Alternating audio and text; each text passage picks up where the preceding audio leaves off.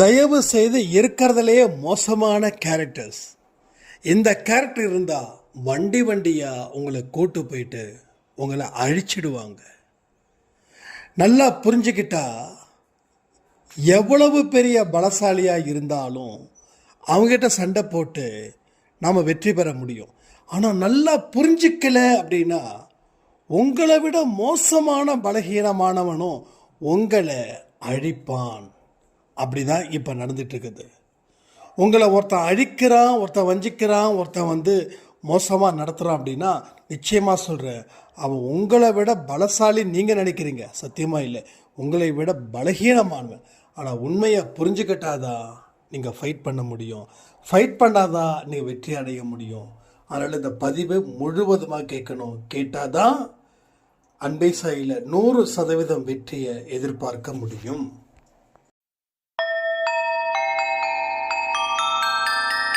ஓம் சாயிரா சாயிரா, ஓம் சாயிரா சாயிரா, ஓம் சாயிரா சாயிரா, அன்பே சாயிரா, பேரன்பே சாயிரா, அகிலம் தளிக்க ஆத்மா விழிக்க அனுதினம் சாயிரா, எங்கள் அன்பே சாயிரா.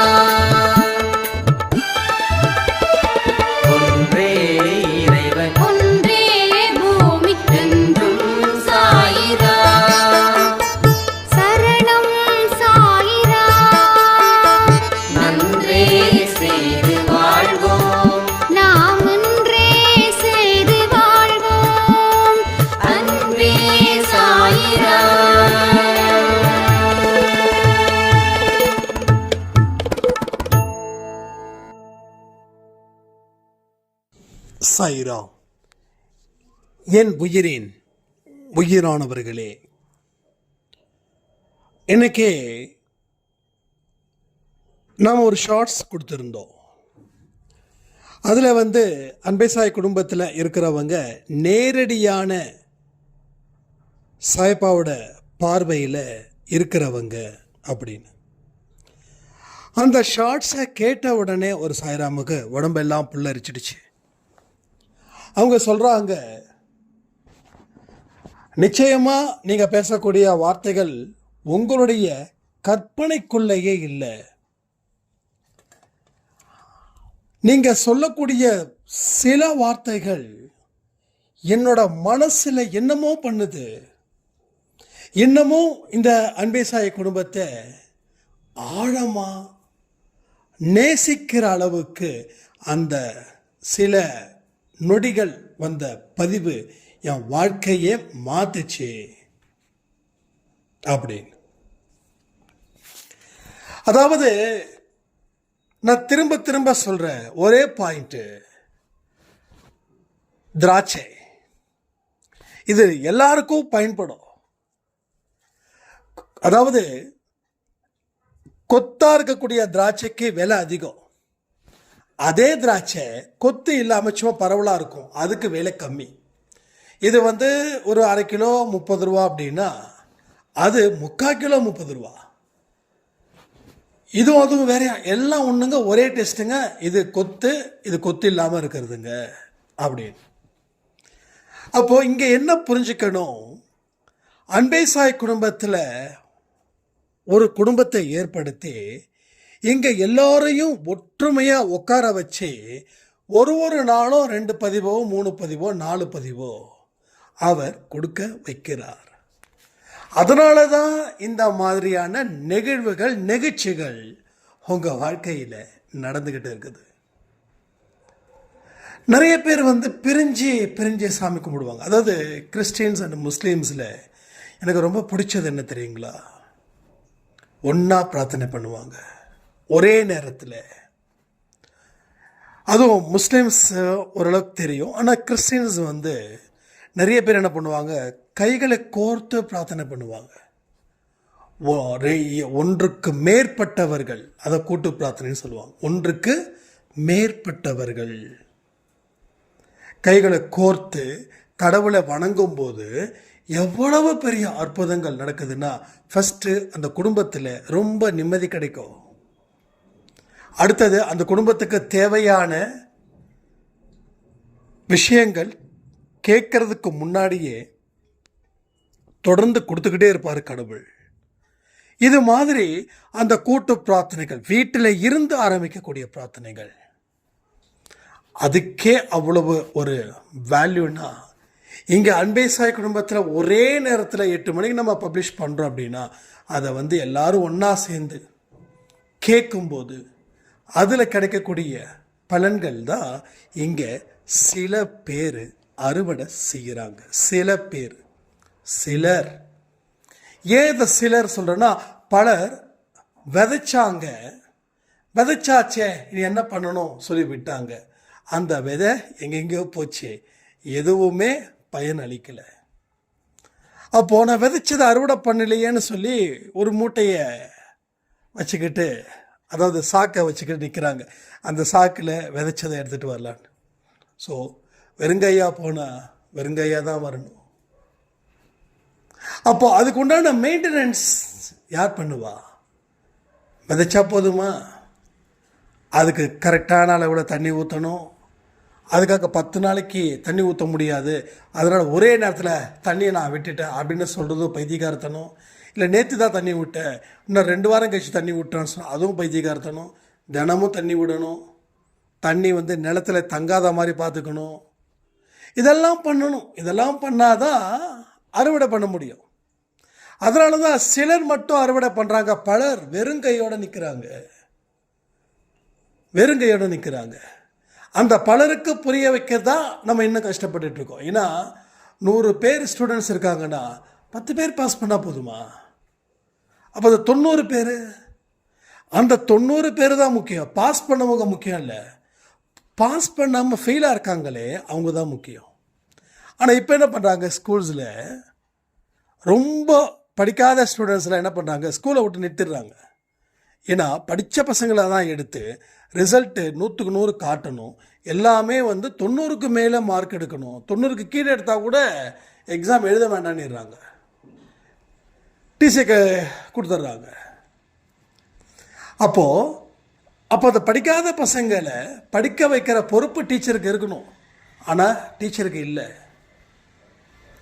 ஆனால் இங்கே அன்பே சாயில் எப்படின்னா, அந்த படிக்காத பசங்க யாருக்குப்பா அந்த அருள் கிடைக்கல, யாருக்குப்பா அந்த ஆசீர்வாதம் கிடைக்கல, யாருப்பா இப்போ வரைக்கும் அதே பிரச்சனையோட இருக்காங்க, கூட்டிகிட்டு வாங்க, உட்கார வைங்க, முன்னாடி உட்கார வச்சு அவங்களுக்கு மற்றவங்களுக்கெல்லாம் 10 தடவை சொல்லி அவங்க வாழ்க்கையை ரீச் பண்ணிட்டாங்க. நீ உங்களுக்கு 100 தடவை சொல்லு, என்ன ஆகிட போகுது அப்படின்னு சாயப்பா என்ன கேள்வி கேட்குறாரு. நான் சொல்கிறேனே அப்படின்னு நான் சொல்கிறேன். கேட்குறீங்க, நான் கேட்கலன்னு சொல்லலை. ஆனால் முழுசாக கேட்குறீங்களான்னு பார்த்தா முழுசாக கேட்கல. அரைகுறையாக கேட்குறது, அரைகுறையாக வேலை பார்க்கறது, அரைகுறை மனசில் வாழ்கிறது, கடைசியில் வாழ்க்கையும் எங்கே போய் நிற்குது, அரைகுறையாக நிற்குது. ஸோ உங்களால் ஃபைட் பண்ண முடியும், நீங்கள் ஃபைட் பண்ண ஜெயிக்க முடியும். எல்லா பலத்தையும் ஒன்று திரட்டுனா எதிரிகளை வீழ்த்த முடியாதா? எதிரிகள் பார்த்தீங்கன்னா உங்களை விட பலசாலியாக இருக்கலாம், ஆனால் அவனோட பலசாலின்னு என்னைக்கு நீங்கள் புரிஞ்சுக்க போகிறீங்க? அவன் நினைக்கிறான் உங்களை ஈஸியாக அட்டாக் பண்ண முடியும்னு. ஏன்னா நீங்கள் பலகீனமானவன்னு அவனுக்கு தெரியும்.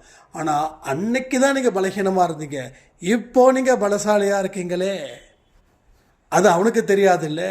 அப்போ அவனை விட பலசாலியாக நீங்கள் இருக்கீங்க, நீங்கள் தயாராகிட்டீங்க. அதுக்கு கடவுள்கிட்ட இருந்து ஒரு கை உங்கள் தலையில் வந்துடுச்சு. ஏன்னா நீ கேட்டதை விட அதிகம் பெறுவாய். அவனை அடிக்கணும்னு கேட்ட, அவனை முடிக்கணும்னு கேட்ட, இப்போ என்ன பண்ணுறாரு, அவனை மாதிரி 10 பேரை அடிக்கிறதுக்கு நான் உனக்கு பலத்தை கொடுக்குறேன்றார். அப்போ என்ன பண்ணணும், பொறுமையோட,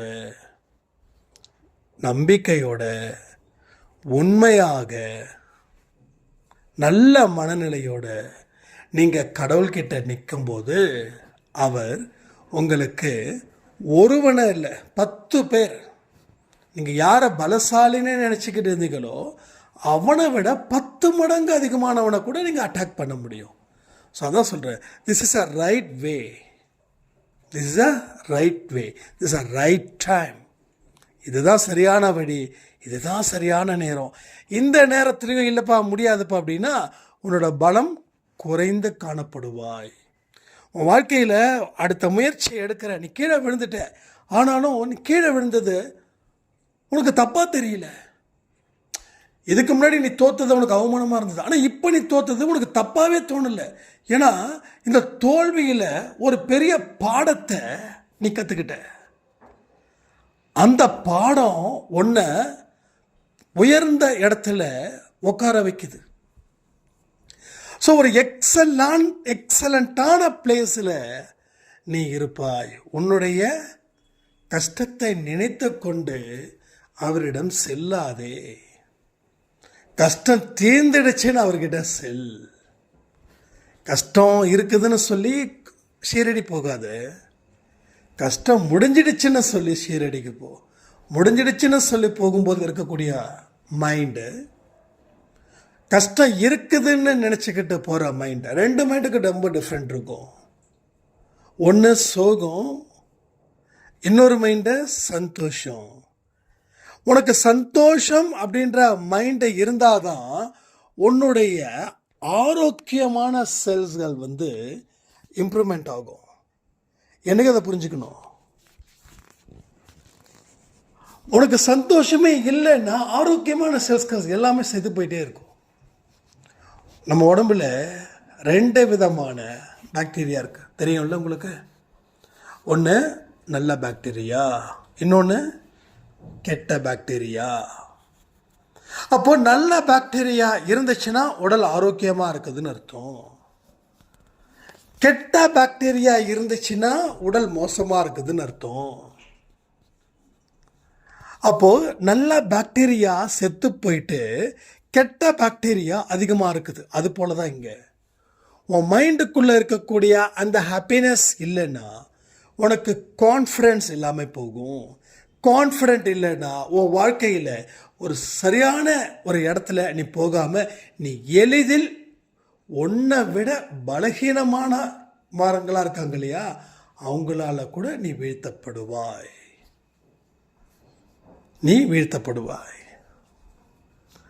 அப்போ அவனை யாரும் வீழ்த்தக்கூடாதுன்ற அவேர்னஸ் இருக்கணும். அந்த அவேர்னஸ் உனக்கு தைரியத்தை கொடுக்கணும். நிறைய பேருக்கு அவேர்னஸ் இருக்குது, எப்படி தெரியுமா? அது அவேர்னஸ்னு சொல்லலாமா சொல்லக்கூடாதுன்னு எனக்கு தெரியாது. பட் யாராவது வீழ்த்திடுவாங்களோ அப்படின்னு சொல்லி வயிற்றில் மூட்டையாக பயம், பெரிய சுமைகளை சுமந்துக்கிட்டு பயந்து நடுங்கி அஞ்சி, யாராவது ஒருத்தர் நம்மக்கிட்ட வம்புக்கு இருந்திருப்பான், அவனை நாமளும் வம்பு பேசியிருப்போம், அவனை மாதிரியே ஒருத்தன் வரான்னு நினச்சிட்டு பதுங்கிறது.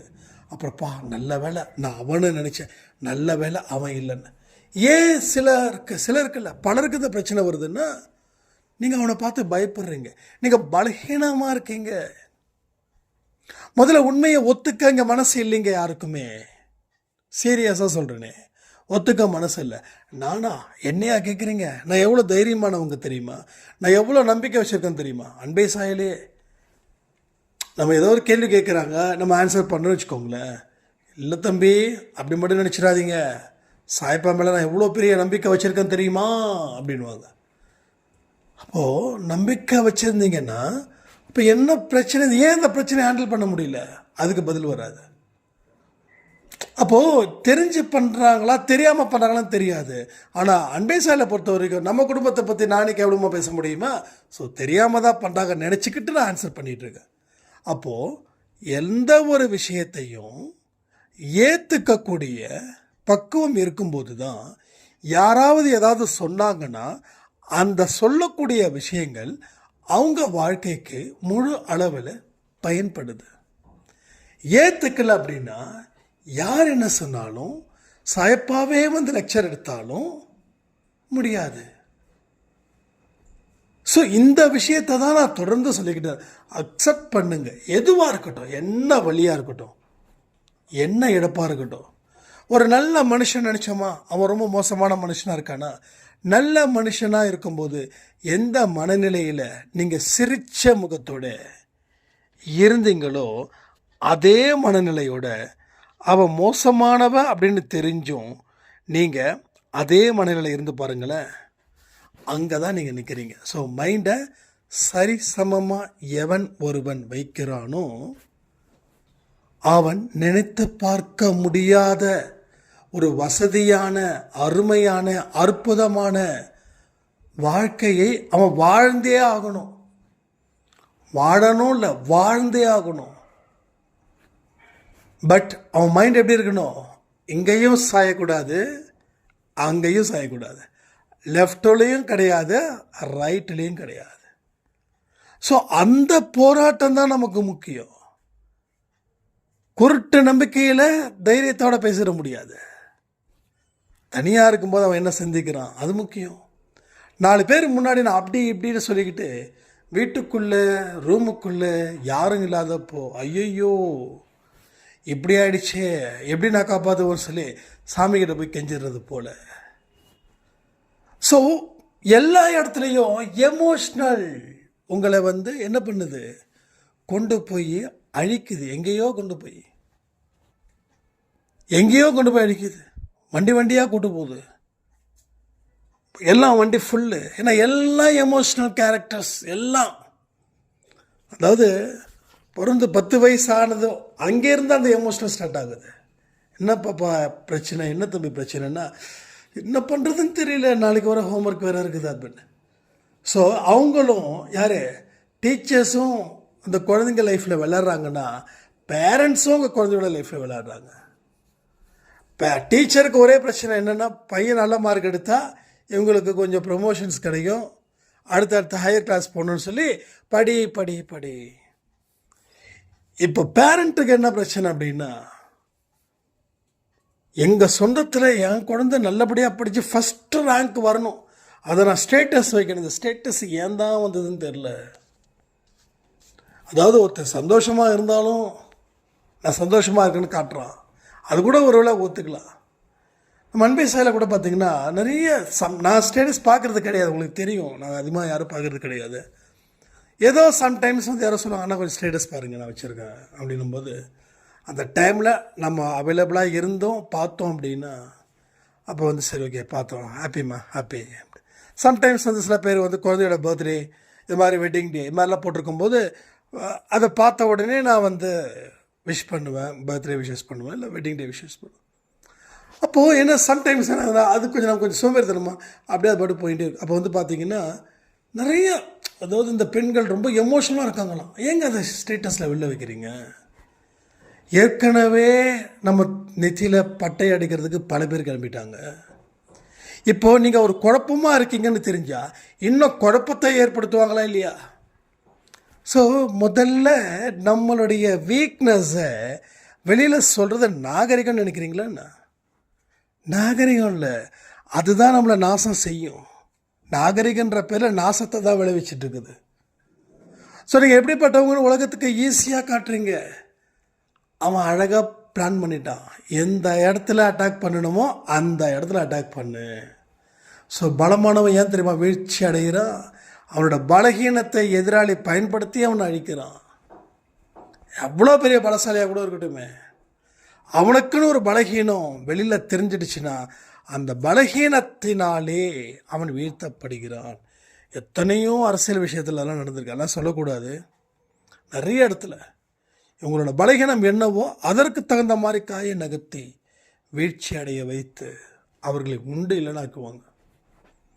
அரசியலும் சரி, எல்லா இடத்துலையும் பெரிய அளவில் வளர்ந்துட்டோம் அப்படின்னாவே இதெல்லாம் ரொம்ப ஜாக்கிரதையாக இருக்கணும். இந்த இடத்துல எல்லாம் பொறுத்த வரைக்கும் ஒரு ஸ்டேஜுக்கு மேலே போகிறோம் அப்படின்னா இதெல்லாம் இடைஞ்சல ஆகிடக்கூடாது ஃபியூச்சரில். அப்போது நம்ம பலகீனத்தை ஒருத்தர் அட்டாக் பண்ணுறானாலும் நீங்கள் பலத்தோடு இருந்துட்டிங்கன்னா பிரச்சனை இல்லை. ஆனால் பல பேருக்கு பலகீனத்தை யாராவது அட்டாக் பண்ணிட்டாங்கன்னா அவங்க வாழ்க்கை போயிடும். அப்போ நீங்கள் இது மாதிரியான ஒரு ஸ்டேட்டஸ் வைக்கிறீங்க. உங்கள் வீட்டில் ஒரு பெரிய சண்டை அதற்கு ரிலேட்டடாக போய் இது தேடுறது தான் உங்கள் வேலையா? பிரச்சனையை முடிக்க பார்ப்பீங்களா? இல்லை இந்த மாதிரியான பிரச்சனைகள் எங்கேயாவது வீடியோ இருக்குதா, ஆடியோ இருக்குதா, அதனால் வைக்கலாம். என்ன ரிசல்ட்டு, என்ன இது சொல்ல வரீங்க, என்ன நல்லது நடந்திருக்குது உங்கள் லைஃப்பில்? என்ன நல்லதே நடக்கலை. யார் யார் பார்த்துருக்காங்க? அடுத்தது யார் யாருப்பா பார்த்துருக்காங்க? நான் கூட சொன்னேன், இப்போ விஷ்ணு தயவுசெய்து விட்டு இந்த என்னோடய பாட்டை வச்சு அதெல்லாம் வேண்டாம். இப்போ நீங்கள் நீ இப்படி வச்சானா இன்னும் நிறைய பேர் வந்து சாங்ஸை வந்து சரி ஏதோ ஒரு கான்ஃபிடென்ஸ் சாங்கு, சரி ஏதோ ஒரு விஷயங்கள் நம்மளால் ஒரு விஷயம் நடக்குது அப்படின்னு சொல்லி அலோவ் பண்ணுறோம். நானே பார்த்தீங்கன்னா முன்னாடிலாம் பயங்கர விதவிதமாக ஃபோட்டோஸ்லாம் எடுப்போம். அப்படி நிற்கிறது பறக்கிற மாதிரி, ஓடுற மாதிரி, ஓடியாடுற மாதிரி. இப்போ எல்லாம் அதெல்லாம் எவ்வளோ தான் முடிஞ்சிடுச்சு. இதனால் என்ன பெனிஃபிட், என்ன சொல்ல வர? ஒன்றுமே கிடையாது. அப்போ ஏதாவது ஒரு கான்செப்டை பேஸ் பண்ணினா ஓகே, சந்தோஷம். அது ஒரு படம் இருக்குது, ஒரு பின்னாடி வந்து ஒரு பேக்ரவுண்ட். ஆனால் என்னோடய வீக்னஸை சொல்ல முடியுமா? ஊரை தெரிஞ்சுக்கிட்டேன், உலகம் தெரிஞ்சுக்கிட்டேன், கண்மணினா ஓகே, அண்ணன் எங்கேயோ விழுந்துட்டாரு. அதாவது அன்பே இல்லை, ஜென்ரலாக சொல்ல அண்ணன் எங்கே விழுந்துட்டாரு இந்த அப்போ வந்து அவர்கிட்ட என்ன பிரச்சனைன்னு கேட்டு தெரிஞ்சுக்கலாம். அப்போ 4 பேருக்கு அந்த ஆசை வருமா வராதா? ஆர்வம் வருமா வராதா? அப்போ நான் சொல்ல மாட்டேன், ஆமாப்பா இப்படிப்பா அப்படிப்பா. அப்போ என் வீக்னஸை நானே சொல்கிறது, என் கண்ணை நானே குத்திக்கிறது மாதிரி சொன்ன ஸ்டேட்டஸ் வைங்க. நான் வேண்டான்னு சொல்லலை, அது உங்களுக்கு ஹாபியாக இருக்கும். ஆனால் உங்களுடைய வாழ்க்கையை பிரதிபலிக்கிற மாதிரி ஹாபினஸ் வேண்டாம், அது உங்களை அழிச்சிடும். நம்ம சாதாரண ஒரு விஷயம் நினச்சி பண்ணுறது தான் நமக்கு பெரிய அளவில் பிரச்சனையாகுது, தெரியுமா உங்களுக்கு? நம்ம சாதாரண விஷயத்தை அலட்சியப்படுத்துகிறோம். அந்த அலட்சியம்தான் வாழ்க்கையில் எல்லா மோசமான நிகழ்வுகளையும் உங்களுக்கு இந்த நிமிஷம் வரைக்கும் எடுத்து கொடுக்குது. இதை நீங்கள் மறக்கவே கூடாது. நீங்கள் மறந்துட்டீங்கன்னா வாழ்க்கையில் வாழ முடியாதுன்னு சொல்லி இந்த பதிவை நான் முடிக்கிறேன். ஜெய் சாய்ராம்.